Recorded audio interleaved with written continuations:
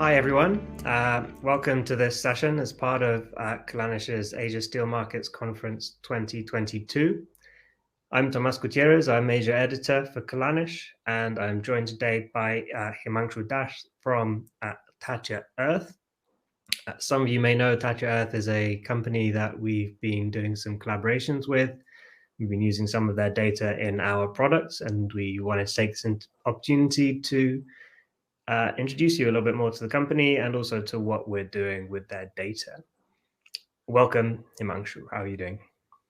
I'm good, Thomas, and thank you for the introduction, and thanks also for inviting me and arranging this session in the Asia Steel Market Conference 2022.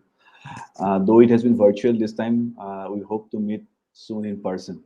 Right? Yeah, fingers crossed for next year. Thanks.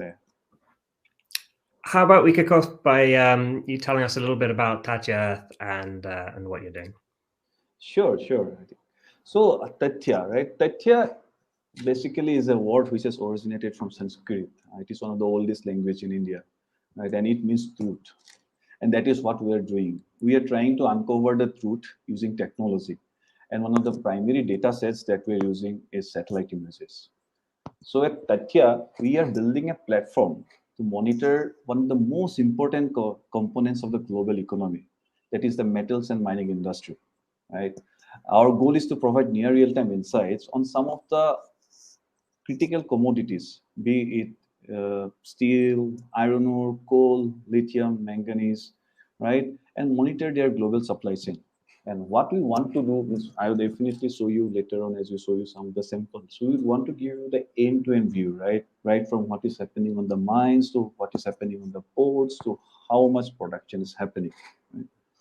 Now, we'll go definitely deeper into little, but in brief, how we do it, we apply machine learning on satellite images to provide these insights on some of the critical assets, be it the industrial units, be it the ports, or be it the mines, and answer some of the important questions like how much steel or copper is being produced, right?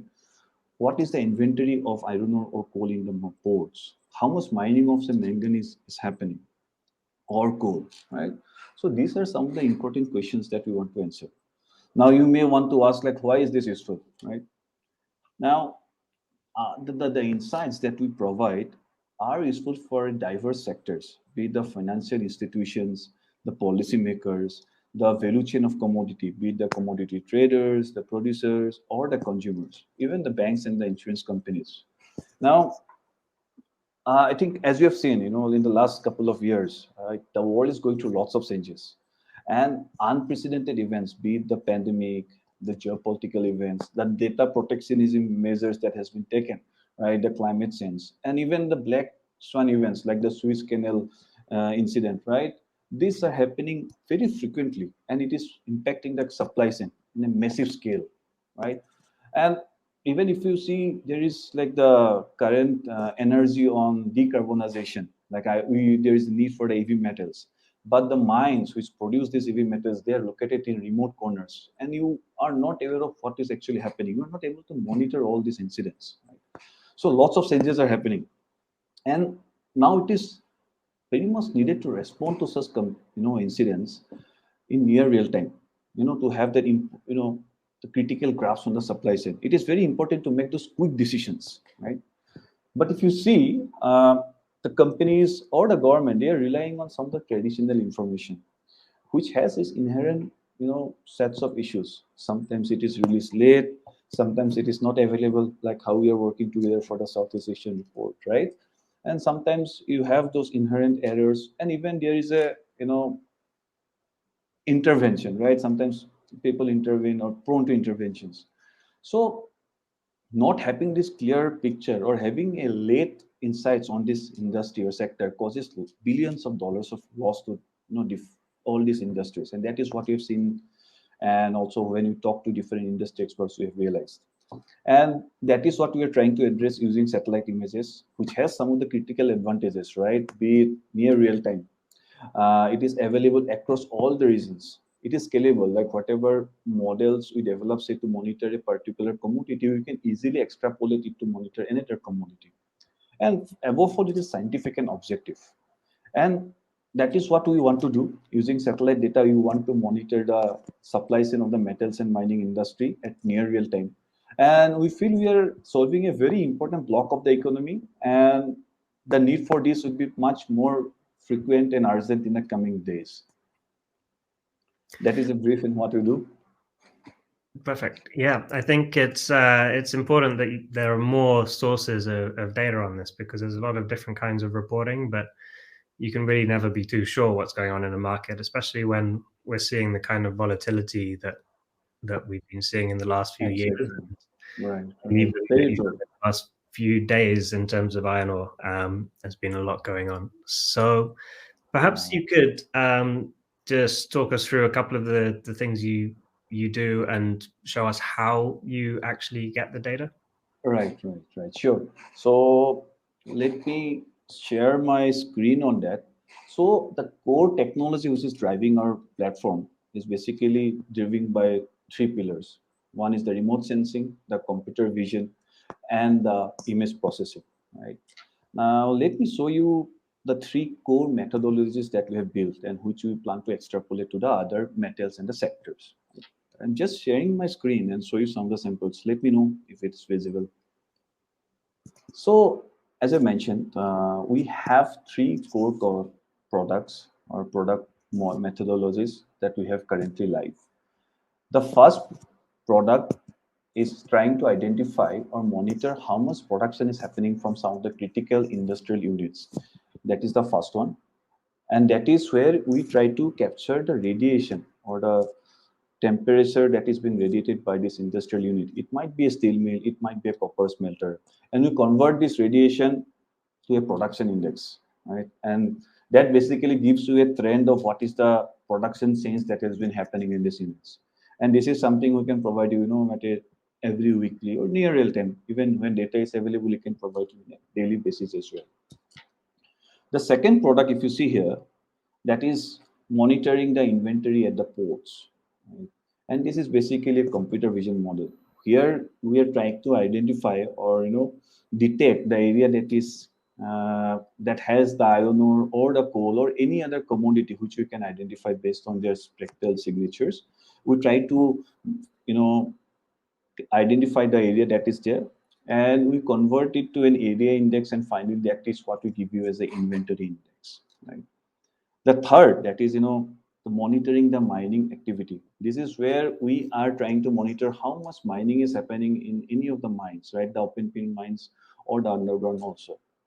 Here, basically, we are trying to monitor or see the ground surface displacement, how much change is happening on the landscape. And we use a particular type of satellite called the SAR images to identify those changes. And then we give you that as a mining index, as for a whole time series. So these are the three core product sets that we have. Now, if you see here, Thomas, we are trying to basically give you an end-to-end view of the entire supply chain, right? Or I would say 360-degree view of the supply chain. Imagine you want to know, you want to identify what is the trend or the production change that is happening in the steel industry. Now, for that, I can basically using our first product set, I can give you how much production is happening, the steel production is happening. I can also give you how much, what changes are happening on the iron ore or the coal inventory in the ports, right? Which again, are the core raw materials for the steel production. And I can then go further one step behind. I can actually tell you how much mining is happening for iron ore or for coal in some of the major mines in, say, Australia, Brazil, South Africa, right? And that basically now gives you the whole view. Like I can know how much mining is happening, I know how much inventory is there, and I know how much production is happening. So that is our vision, basically providing you the end-to-end view of the entire supply chain. I will show you some of the samples as well. So this is, as you mentioned, the first product, that is the hot metal production, that is for the pig iron production, and we are currently providing insights for the major mills in China, India, Japan, South Korea, Vietnam, Malaysia, Indonesia. The good thing about this is because it is technology dependent. If at all there is a bespoke requirement as well, like someone comes and say, "Hey, I want to monitor this particular steel mills in say Europe," we can easily do that, right? These are some of the results. Now, if you see, we are currently monitoring some of the major steel mills, which drive the Hebei steel production. And if you see, we have got a very healthy correlation with the steel numbers that are released, say, from CISA and other bodies, right? Then the second one is about in Japan. We have, we are monitoring the major steel mills in Japan, like JFE, Nippon, and Kobe, and there also we have got a very healthy correlation. Now, these are again these are just some of the samples. Now, as I think you can also discuss for the Southeast Asian mills or even some of the mills in say South Korea, numbers come quarterly or they don't even come, right? So that is where I think such type of insights are very critical. Again, this is the second method that, as you mentioned, for in identifying the inventory. And for that, currently we have the iron ore product and the coal product ready. We are for iron ore, we are covering some of the important ports, say a destination port of China and the source ports in Australia, South Africa, and Brazil. Now, again, here also, like if we have, while you have some of the numbers and details in China available, hardly any numbers come out of the source ports, and that is where our insights become very useful. And again, these are some of the results. Like we tried to do a correlation with the numbers that are released, say for Jingtan port. There also you got a very healthy correlation, and we are able to actually now, if you see below, that is about port headland. We are able to capture some of the major incidents like the derailment which actually caused the inventory to go down, and we are able to see how the inventory decreased. Now, if at all we provide you such information ahead of it is available in the market, can it help you in your business decisions? Right? So that is so. These are some of the use cases that we want to solve. Similarly, for coal, we are covering some of the major ports in South Africa, Colombia, Australia, and China. And this is again one of the incidents that we tried to capture, and we actually captured for research bay in South Africa, where first of all there were some derailment. There are also some political incidents which actually caused the port operations to halt. Whereby, if you see here, the inventory went up, and suddenly, as the activities eased, the inventory suddenly went down because the vessels were waiting. Now, such type of data was not available anywhere, right? We are able to provide you those insights, and that too at a near real-time level. Again, can it help you make some better trading decisions? Can it help the traders? Can it help any of the policy makers as well? Again, similarly, as similar to the first product, that is the hot metal, these are some of the trends we could identify for the copper, for copper smelters, major copper smelters in India, Indonesia, and Philippines. And as you can see, the numbers are pretty good. We have got a healthy correlation. And currently, if you see for the EV segment as well, there is a heavy monitoring, need for monitoring for all the metals, the non-ferrous metals as well. And that is where also we have started our analysis. Now, this is again one of the third product set that we have mentioned, that is monitoring the mining activities. As again, we have done it for copper, but we have actually done it for coal mines as well as iron ore mines, and we are doing some started just analysis on the manganese ore mines as well. So if you see here, we are trying to monitor how much activity is happening, mining activity is happening in some of the major mine, open pits in, say this is in this particular case, we are monitoring the Escondia mine in Chile for copper. And if you see the trend, the activity that we were able to capture has been very highly correlated to the actual quarterly numbers that are released. Now for mining, this is one of the mines where at least the numbers are available, but there are many mines where they don't have the numbers. It is very difficult to monitor what is happening. And there are these metals which is a very tight supply chain, right? Like if you know there is halt of operation in any mine, or if you know there is abundance of ore stranded in a mine, it actually impacts the whole on downstream. And that is what we are trying to capture and provide it, at a near real time or ahead of the market. Similar is the case. We have did some analysis for the coal mine in Mongolia as well, and we are actually able to identify how the mining activity went down because of the COVID in China. There was hardly any sale of coal from Mongolia to China, so they had to halt the operation, and that was something we were able to detect in both the mines. Like there was hardly much activity that was happening in those mines, and This is what we can do with the analysis, right? So these were few of the samples that we wanted to highlight. And yep, if you have some questions on this. I'm just stopping this presentation.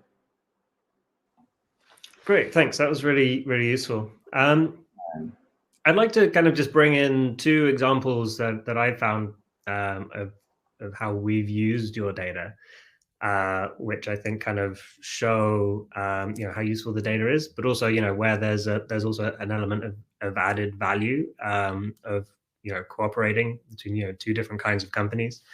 I think one thing was earlier this year when we saw in Tangshan when the port closures started to come in because of COVID, and raw material supply was starting to become quite difficult to mills, that some of your data shows a fairly widespread reduction in the heat readings of blast furnaces, even though blast furnaces hadn't stopped operating. And that's quite interesting because it's something that you don't necessarily pick up from some of the data that's out there that monitors, whether blast furnaces are idled or not. And that was the start of a decline in production in that region. And there was another one, which is from the Southeast Asia report last year, which I just always thought was quite fun, where one particular mill saw a very sharp anomaly in its production at its blast furnace in your data. And we asked around, and we found that in fact they did have a staffing problem at their blast furnace because of a COVID outbreak at the plant. And that's something that, on the one hand, without that data, we wouldn't have asked that question. But also, even having that data, it helps to have that editorial input as well to kind of dig into the reasons and to assess what the actual impact is. It's good to have that data and some legwork from an editorial team that backs that up. Right. So I wonder, I might, totally agree on this. Sorry, I think we have that perhaps a technology expertise, but I think when it is complemented with your business and ground knowledge, that is what makes it much more impactful and much more comprehensive, right? And we are very happy with this collaboration. And I think as and when we explore into more production, more products, we want to explore more partnerships as well. That is how I think it should go ahead. Absolutely, yeah. I'm just going to quickly show people how the production looks in our Southeast Asian product. So this is part of a subscription product. It's dedicated for Southeast Asia, and it covers several sections. So in addition to this data, we also look at market data. So we cover prices for key products on a weekly basis. So it's a supplement to our daily news. But it covers those markets on a weekly basis with prices. And then we also have this production data from Tathya Earth, and we analyze it very slightly. So I'm just going to show that here in a PDF form. It's very straightforward, but it is quite visual, and it's quite useful, I think, to show what the trends are. So, for example, you can see by plant, but also by blast furnace in Southeast Asia, the key producers here, which are seeing fluctuations, which are seeing a strong ramping up in production. And in particular, the obvious one over the last year is Huafat Dongchat, which has seen a ramping up of production over the last year as it commissions its fourth blast furnace. And we've been able to track that very closely with this data. And also some of the mills that don't get as much attention, but Eastern Steel in Malaysia has been very interesting. It has very strong expansion plans, which will be very clear. The speed of ramping up those furnaces should be very clear in this data as well. And in this report, we take the data from Tathya Earth, we summarize it in text and visually, and we also come up with production estimates for each mill by month, which correlate again very well with their reported data where they do report data. But it also allows us to look at markets where there isn't a lot of data. Some of these countries have only just begun to be covered by world steel data, for example. some of these blast furnaces are still not covered at all by world steel data. And so that makes it very useful to us in that we're able to look at markets that we don't have a lot of visibility into normally. Right, totally. I think that is where, as we say, right, like even this is the area where there is not much data. Then you have the disruptions that is happening on the supply chain most frequently. You have again the trade issues that is coming up, right? So I think there is the overall volatility in the market has increased multifold. It is going to increase, Thomas. That's what we feel, and I think effectively monitoring and handling the short-term strategies, the short-term decisions is as important as planning for the long term.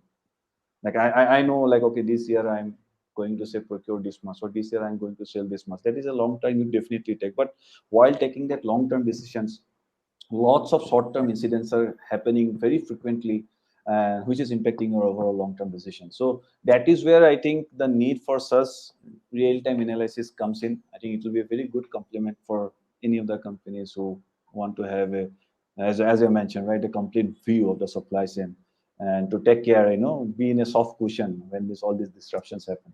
So that is where we want to also be along with you. Absolutely. I wonder if you could tell us like some of the problems that you've had, the difficulties that you've overcome in standardizing this data, making it usable. It's not an instinctively simple thing to take a satellite image and turn it into an index. Perhaps you could elaborate on that a little. Right. So I think there are two aspects for making it insightful, right? One is the technology aspect and one is the business aspect. Um, I'd rather want to start with the business aspect because that is where I think a company like Kallanish also comes into play, right? So say we are monitoring a particular steel mill or we are monitoring a particular port. Uh, to do that, to make it accurate, we need some ground information. We need some insights from the business experts, right? Like say for a port, where is the, I don't know, port cap? What are the different areas? Or which are the source ports? Which are the mines? Which is the biggest mine? When is the mine going to shut down? Say for the steel production, say for Tangshan, right? Which are the mills that has been relocated? What are the capacity of the new steel mills? Which of the mills is going to close down soon, or who has replaced that capacity, right? All those things are very important to prepare the whole index. Say for example the Hiba index, it has so many complexities to make. It has so many steel mills you want to monitor, and all the steel mills are constantly in a fluid zone, right? And then you have to add all those incidents where there is a pollution curves. There are companies which are evading those pollution curves, right?